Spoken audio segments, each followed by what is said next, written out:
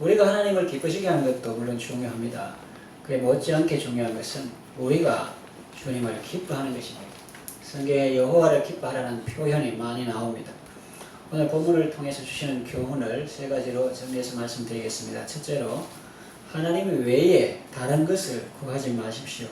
우리 복음성가 중에 나 무엇과도 주님을 바꾸지 않으리, 다른 어떤 은혜 구하지 않으리, 오직 주님만이 내 삶의 도움이시니 주님 얼굴 보기 원합니다. 이 고백과 이 갈망 속에 인생의 참된 행복이 있습니다. 인류 시조 아담과 하와는 다른 어떤 것을 구했습니다. 사탄의 유혹에 넘어가 하나님이 금하신 일을 저질렀습니다. 하와는 선악을 알게 하는 나무의 열매를 따먹었습니다. 그리고 남편에게도 주어 먹게 했습니다. 그래서 사람들은 선악을 알게 되었죠. 좋고 나쁜 것을 판단하게 되었다는 말입니다. 그게 뭐가 나쁘냐고요? 선악을 판단하실 분은 하나님이신데 우리는 하나님도 아니면서 하나님 자리에 앉아서 이건 좋다, 이건 내게 안 좋다 판단하니까 그게 얼마나 위험합니까? 시력이 안 좋은 사람이 운전하면 어떻게 되겠습니까? 큰 사고 나겠지요. 하나님이 금하신 것을 행한 결과는 좋았습니까? 천만에요. 더 비참해졌습니다. 눈이 밝아지고 하나님처럼 될 줄 알았는데 신령한 눈은 어두워지고 육신의 눈만 밝아져요. 부끄럽고 수치심을 느끼고 두려움 속에 살게 되었습니다. 하나님처럼 된 것이 아니라 억지로 하나님 자리에 앉았기 때문에 더 이상 행복하지 않았고 삶이 고통스러웠습니다. 하나님이 금하신 것은 과거의 에덴 동산에만 있는 것이 아니라 지금 우리 삶 속에도 있습니다. 살인하지 말라, 간음하지 말라, 도적질하지 말라, 거짓말하지 말라, 이웃의 집을 탐내지 말라, 그의 아내나 남종이나 여종이나 나귀를 탐내지 말라, 이런 말씀을 하셨는데 사탄은 유혹합니다. 그거 다 하나님이 자기만 좋고 너희들 고생시키려고 십계명 만든 거야. 모두 무시하고 네 마음대로 살아. 그런 생각을 사람들 마음속에 심어줍니다. 그래서 반역의 행동을 하게 하는 것입니다. 말씀을 자기를 구속하는 것으로 여기고 무거운 짐으로 여기고 벗어버리려고 합니다. 그 말씀을 무시하고 인간의 행복을 극대화시킨다고 자기 생각대로 선악을 판단하여 행동하는 사람들 보십시오. 살인하는 사람들, 간음하는 사람들, 도적하는 사람들, 대형 마트에 도둑들이 많다네요. 간통을 형법에서 폐지하는 것, 또 동성애와 동성결혼을 조장하는 사람들, 이렇게 하나님이 금하신 것을 무시하고 인간 행복을 극대화하기 위해 사는 사람들이 정말 행복하게 보이던가요? 속아서 후회하고 있습니다. 탈동성애자의 말을 들어보세요.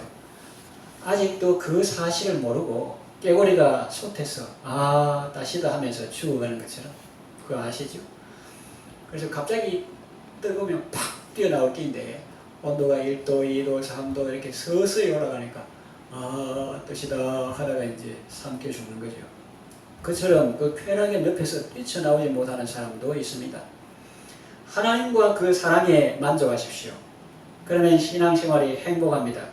하나님께서 붙여주신 아내와 그 사랑에 만족하십시오. 그러면 가정생활이 행복합니다. 하나님이 주신 일터를 소중히 여기고 최선을 다하십시오. 그러면 직장생활이 행복합니다. 오직 주만이 내 삶의 도움이십니다. 이 사실을 꼭 기억하시기 바랍니다. 하나님 외에 다른 어떤 것을 구하지 마십시오. 하나님이 천지를 창조하셨습니다. 하나님 속에 모든 것이 다 있습니다. 그 하나님을 추구하고 그 하나님과 교제하고 그 하나님 안에서 기뻐할 일도 무궁무진한데 왜 다른 하나님을 찾고 우상을 찾습니까? 아직 하나님을 제대로 못 만나서 그럴 수 있습니다. 하나님 만나기를 힘쓰십시오. 사모하고 고대하고 길에서 기다리십시오. 삭개오처럼 키 작으면 못 만납니까? 주님 오실 길에 앞서 나가서 나무에 올라가서 작은 키 보충하고 기다리는 수고를 해보셨습니까? 니고데모처럼 밤중에라도 찾아와 보셨습니까? 세리장이 말이야. 그것도 세무공무원이, 세무서장이 말이야. 어찌 나무에 올라가? 혹은 사내들인 공회원이 시골 랍비를 찾아가? 이런 비난을 두려워하면 메시아를 평생 못 만날 수 있습니다. 낮에 어렵거든 밤에라도 찾아가십시오. 주님을 만나셔야 합니다. 예수님이 말씀하셨지 않습니까? 사람이 아무리 높은 관직에 있거나 세상 지식이 많아도 거듭나지 않으면 하나님 나라에 들어갈 수 없고 하나님 나라를 볼 수도 없다. 그랬습니다. 니고데모는 그날 밤 예수님을 만났고 거듭났고 새로운 삶을 살게 되었습니다. 여러분도 예수님을 꼭 만나시기 바랍니다. 그리고 뒤돌아보지 말고 전진하시기를 바랍니다. 다른 어떤 것에 눈 돌리지 말고 기웃거리지 말고 생명길로 곧장 나아가시기를 바랍니다. 두 번째, 헛된 그 길에서 속히 벗어나십시오. 성경에 보면은 그 정죄는 이것이니 사람들이 자신들의 행위가 악함으로 빛보다 어두움을 더 사랑한 것이니라, 이런 말씀이 있습니다. 하나님의 아들을 믿지 아니함으로 벌써 심판을 받은 것이니라, 이런 말씀도 있습니다. 무슨 말이냐? 앞으로 요한계시록에 나오는 바와 같이 대백보좌, 크고 흰 보좌 앞에 심판을 받을 것이지만 지금도 그 행동 자체가 벌써 심판을 받았다는 것입니다. 인생의 비참함은 자기가 하나님 자리에 앉아서 선악을 판단하는 것입니다. 거기에서 모든 불행이 시작되는 것입니다. 예수님 제자 되는 조건은 무엇입니까? 자기를 부인하고 자기 십자가를 지고 주님을 따르는 것입니다. 제일 첫째 조건이 자기를 부인하는 것인데, 자기를 부인하기는커녕 하나님 자리에 앉혀놨으니 신앙생활 제대로 할 수 있겠습니까? 반역하는 생활이요 우상 숭배하는 생활입니다. 하나님을 어렵게 하는 생활입니다. 그러면 망합니다.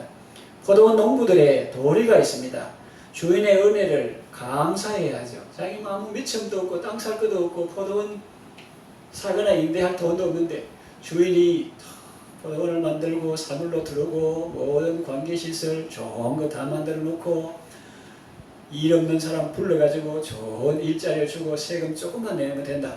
이랬는데 이 사람들이 한 해 두 해 지나가면서 생각이 달라졌어요. 도리가 있다면 주인의 은혜를 하고 감사해야 되죠. 주인이 아주 좋은 포도원을 만들고 자기에게 세를 주었으면 제때 세를 바치고 그 포도원을 잘 관리해야 합니다. 그러면 자기들도 살 수 있고 주인에게도 좋습니다.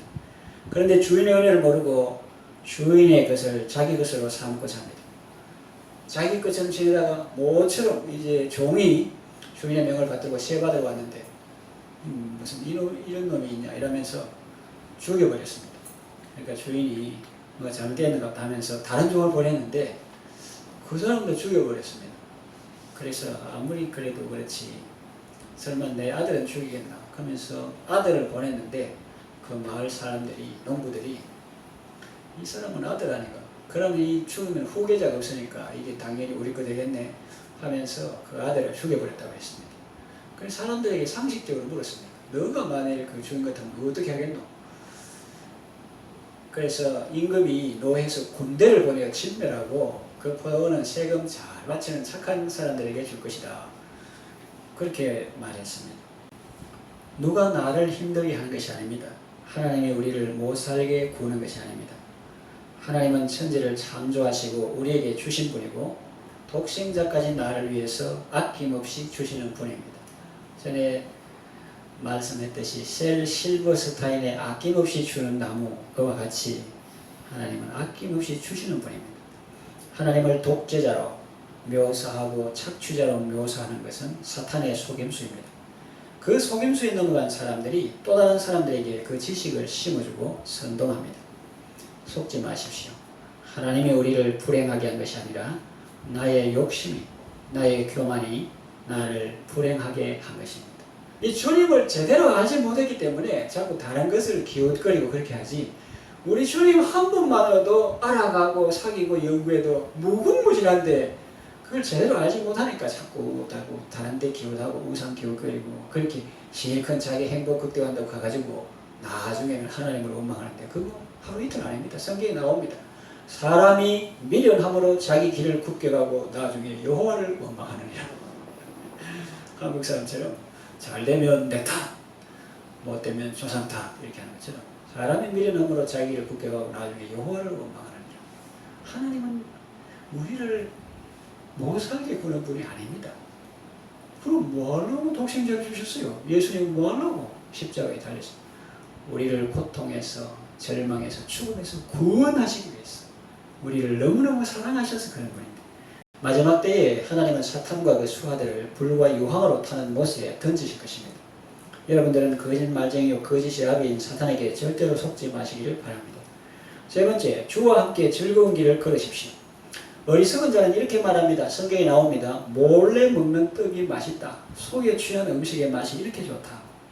그런데 그것은 양심의 화인, 불도장 맞은 사람들이 하는 말입니다.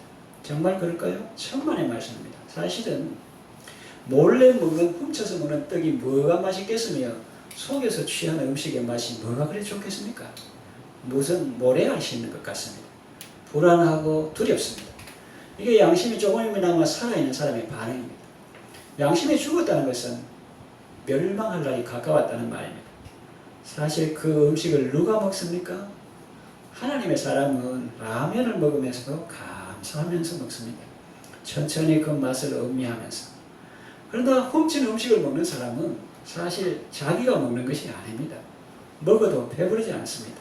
그 사마귀는 왜 자꾸 먹느냐, 그 비밀을 밝히는데, 사마귀에서 당랑거철이라는 고사성어가 나왔잖아요. 수레가 타고 있는데 사마귀가 이 폼 자체가 그래요. 무슨 교만하기보다 그래가지고 이가 탁 되는 그런 형상인데, 사마귀는 왜 자꾸 먹느냐, 그 사마귀 속에 연가시 크는 것이 어떤 음식을 통해서 그 속에 들어가지고 속에서 자꾸 먹기 때문에, 사마귀는 아무리 먹어도 지가 배가 안 부른기라 그래가지고 자꾸 먹는데요. 그래서 이 사람은 뭐 속에 취한 음식이 맛있더라도 자기가 먹는 게 아닙니다. 먹어도 배부르지 않습니다. 만족이 없다니까요. 그럼 누가 먹는 것이냐? 자기 속에 들어있는 탐욕이라는 거인이 먹고 있는 것입니다. 그놈만 포식하고 자기는 괜히 이용만 당하고 있는 것입니다. 그러니까 아무리 먹어도 참된 만족이 없는 것입니다. 속에 빼앗은 음식은 맛이 없습니다. 내가 땀 흘려 수고하고 그 대가로 얻은 음식이 맛이 있습니다. 우리 주님 주신 열매, 우리 주님 주신 알곡을 보면 감사 찬송이 나옵니다. 여러분 고구마 심어보셨죠? 고구마 잎 하나 심었는데 많은 잎이 나오고 줄기가 나오고 뿌리에 열매가 맺혔습니다. 얼마나 감사하고 얼마나 맛이 있는지 모릅니다. 아무 그 기쁨 빼앗을 수 없습니다. 훔치다가 발각되면 보안요원에게 추적당하고 사람들에게 부끄러움 당합니다. 불안하고 두렵습니다. 작은 예를 들었지만 세상 사는 것도 그래요. 법망을 교묘히 피해가면서 다른 사람을 속이고 거짓말하며 초고속 승진하는 사람의 결말이 좋던가요? 젊어서 고생은 사소한다는 말이 실감나는 요즘입니다. 시인은 노래합니다. 네가 네 손이 수고한 대로 먹을 것이라. 네가 복되고 형통하리로다. 주께서 내 마음에 두신 기쁨은 그들의 곡식과 포도주가 풍성할 때보다 더합니다. 세상 사람들은 눈에 보이는 무엇이 풍성하면 기뻐하고 좋아하지만 주께서 내 마음에 주시는 기쁨은 그것과 비교할 수 없이 더하다는 것입니다. 사람들이 주님을 몰라서 수박 그달기식으로 보고 지나치지 정말 아는 사람은 절대 그럴 수 없습니다. 많은 사람들 참된 진리를 모른 채 주님 곁을 떠나갔지만 내가 만난 주님은 참 사랑이었고 진리였고 소망이었어. 난 예수가 좋다고 주를 사랑한다던 베드로 고백처럼 난 예수를 사랑한다. 예수님 설교자라니까 사람들 많이 몰렸다고요? 요한복음 6장에 보면 많은 사람들이 예수님을 떠나가는 내용이 나옵니다. 그때 예수님이 제자들에게 말씀하셨습니다. 너희도 가려느냐? 그때 베드로가 대답합니다. 영생의 말씀이 계시네 우리가 너희에게로 가오리까. 정말 주님을 만나고 그 영생의 말씀에 취한 사람은 절대 떠날 수 없습니다. 더 깊은 은혜의 세계로 나아갑니다. 요한계시록 22장 11절 뭐 세태를 타락하고 시대가 악하고 이러지만 성경이 뭐라고 나옵니까? 불의를 행하는 자는 그대로 불의를 행하고 더러운 자는 그대로 더럽고 의로운 자는 그대로 의를 행하고 거룩한 자는 그대로 거룩하게 하라. 이렇게 마지막 날에 서로 극단을 치닫는 것입니다. 더러운 사람은 계속 더러운 향인데 이 더러운 세상에 의인들을 어떻게 살고 오염되지 않을까? 아닙니다.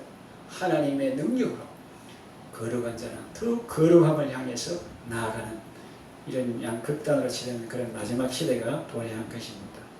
이제 말씀을 정리 마치겠습니다. 주의 계명들의 길을 걸어가는 것은 우리의 즐거움입니다.